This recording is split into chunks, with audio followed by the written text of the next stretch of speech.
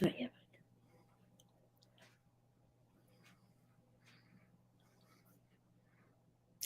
Welcome to Joint Attention JamFest. I'm so excited that you are here. We're talking about a new book, new music, and a new play item that you can use in your next session. And today I had a special guest.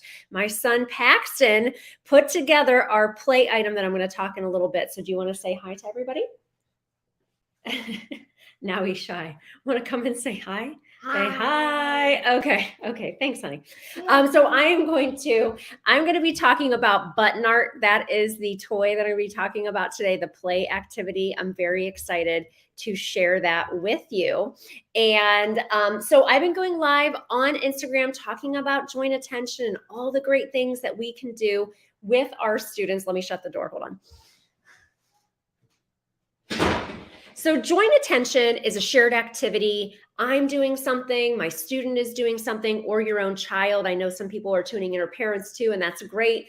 And this is something that we can do that lays the foundation for communication for our early learners and really for all autistic learners. I tend to show things, and down the road, I'm going to show things for older students, but I do tend to talk about this when working with our youngest students because we know that working on joint attention, whether we're a speech therapist or a BCBA or a teacher or a parent or an RBT or a parapro, it's important. It's super, super important.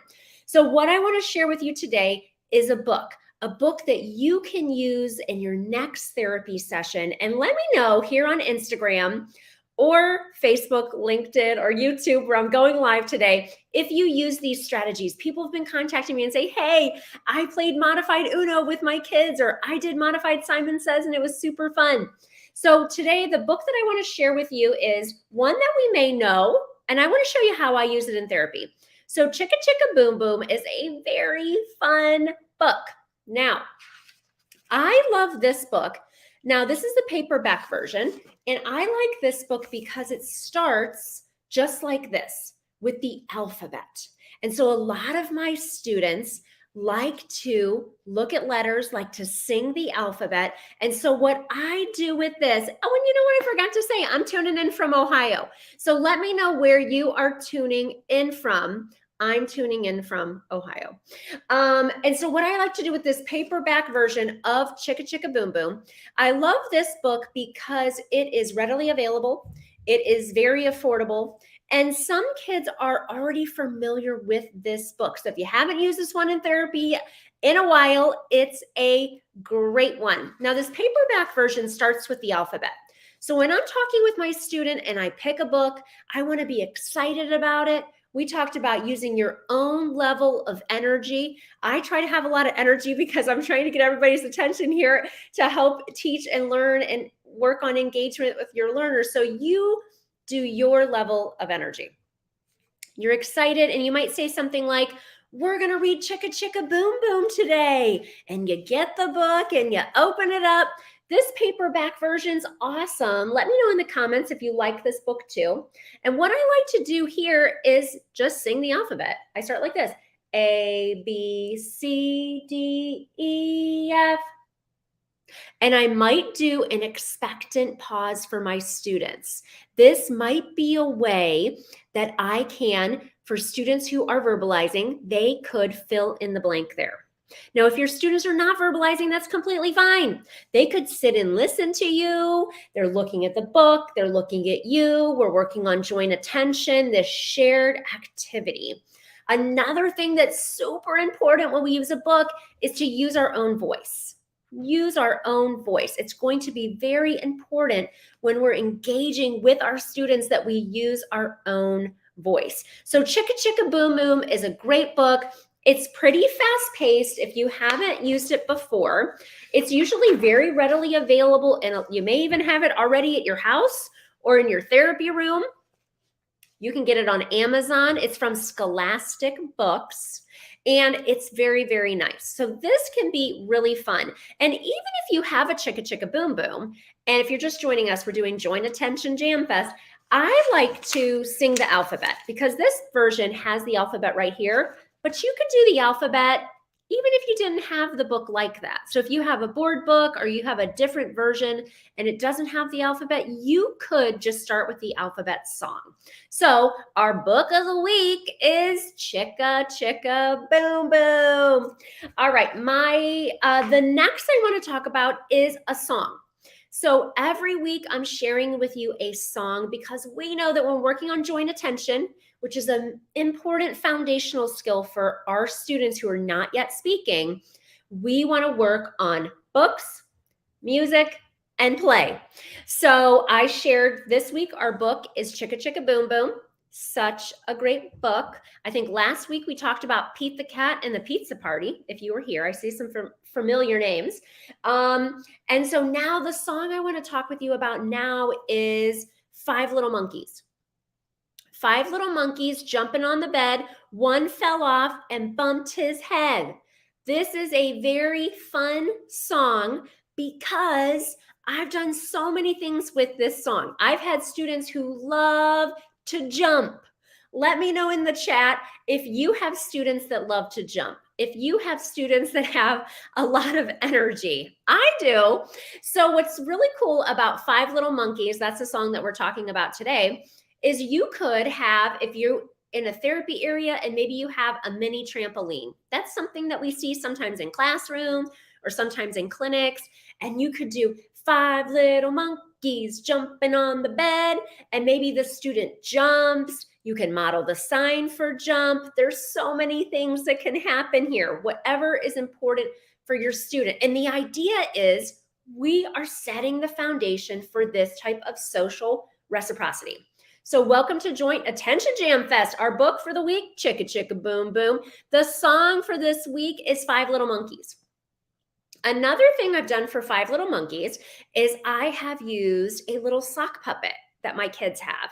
So they were given a gift. A lot of my kids' toys I use as therapy materials. So my son, who you maybe saw in the beginning, he just made a guest appearance. He helped me get ready for tonight's live. So they had that as a gift. And so Five Little Monkeys, sometimes I use it as a prop. I also have a TPT product called Early Intervention Songs, and it's actually 50% off until Thursday of this week. So you should snag that. And that has visuals. It has visuals to go with it because I know that it can be hard. I worked in a school district where I didn't have a copy printer, a color copier right on my premise. I had to send away for that. It was very hard to get things laminated and hard to get Velcro. And so that can all be a barrier. It is fun. Kids love visuals though. They really love visuals. So this intervention songs that I created has really nice visuals. It comes in color and black and white. And so sometimes kids, we have a little activity where the kids have different pictures of the monkeys. They can put them on, they can take them off, and it can be really, really interactive, which can be fun too.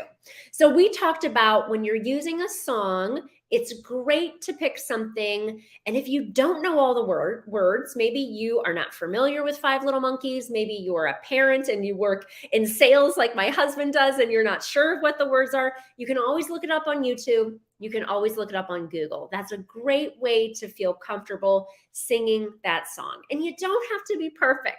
That's the thing about these activities. It's really about the social engagement.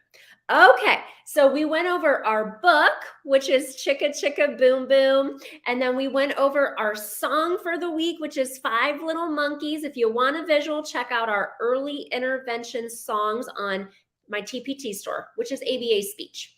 And the last thing I want to share with you is a play activity. I am wondering if you've ever seen this activity before. Way back in the day when I started my business, I used to do Facebook Lives right here from my home office. Might have looked a little different. And I actually did one a while ago about this activity. So this activity is called button art. Button art. It comes with all these really cool buttons, and then the kids can pick which picture they want to make. There's a house and a boat and a tree and a bug and a dinosaur. What else do we have here? Oh boy, a bird. My kids love this one. A truck. an umbrella, and a frog. So when I'm doing this activity with my students, what I try to do, they don't have to match the buttons, but see how the buttons are different colors. So if you're just joining us, I'm talking about button art, which actually I just purchased this button art for a private client of mine, and I just got it on Amazon. And it was less than, I think it was $20 maybe. Kind of an investment, but it's a really nice tool. So button art. I really love this because when my students are first starting this, we just kind of put in the buttons. And I might give my students a choice like, oh my goodness, do you want to do froggy or umbrella? Or maybe I just say, okay, we're going to do froggy. We're going to play button art and we're going to do the frog today. And so if my student's a very early learner and this is new for them, I may just hand them one button and have them put it in. And it doesn't have to match. At first, it doesn't have to match. That's just another way to do things. Now, my son did it. He's 7, so this is, he can match. And he matched all the buttons, but it doesn't have to be. When I first started working with students, I would put the correct buttons or the right amount of buttons in a bag. And then I would have this all ready to go because being organized, being ready to go for our students is super, super important. And so I might just hand my students a button, blue button, and they put it on. Some students might be ready to tell us what exactly they made. This is some sort of fish because this has an eye. Okay, this is like the coolest button. The in-demand button is the eye. So this can be a very fun game, and I try to minimize any kind of disarray by getting either the correct buttons out if you're going to match the buttons, or just the correct amount of buttons, and just pick one. Oh my goodness, we're going to do the house today. We're going to do the house. You put the house down, you hand the student a button. And I've done it 2 ways where I take a turn and they take a turn. Or I've just done it where they take a turn and they're putting in the buttons as well. So a very fun activity that you can play with your students if it's something that you've been thinking about getting or you've seen it before and you're like, weird. Just go on Amazon and look up button art. I don't have an affiliate link or anything like that. I'm not doing any of that Amazon stuff yet. So that is important. So joint attention, super, super important. It's a foundation for us helping our students find their voice.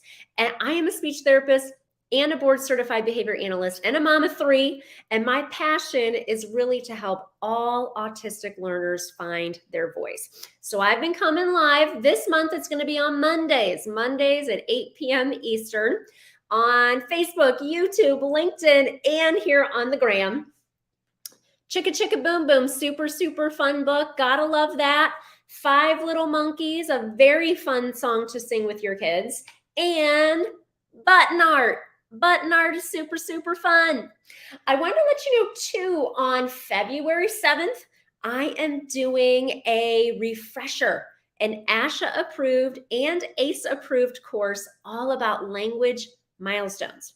Free to register, and then you can purchase CEUs for that on the webinar. I'm also doing, if anybody has a day off or a PD day on February 17th. February 17th is President's Day weekend here in the States. And so a lot of districts in my area have the 17th, which is a Friday, as a PD day. And so I'm going to be doing a training on that day at 9 a.m. Eastern about goal setting. Goal setting. So make sure that you join my email list, abaspeech.org, and you can learn all of those things. If you try any of these activities, make sure that you let me know. Send me a direct message. I always love hearing from you, and I will see you here next